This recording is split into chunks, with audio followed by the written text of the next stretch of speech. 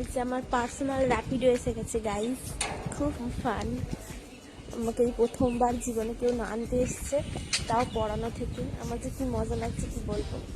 তাও কি আনতে এসছে আমাকে, অনেক লজ্জাও দেওয়া যায় না।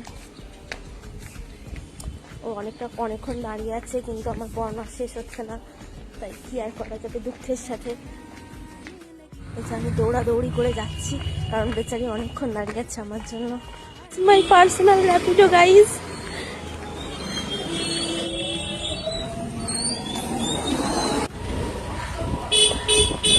না, র্যাপিডো দিদি ভালোই গাড়ি চালাচ্ছে, কিন্তু র্যাপিডো দিদিকে কোনো ভাড়া দেওয়া হবে না। ফুচকা, হ্যাঁ হ্যাঁ, ফুচকা ফুচকা নিশ্চয়ই খাওয়াবো।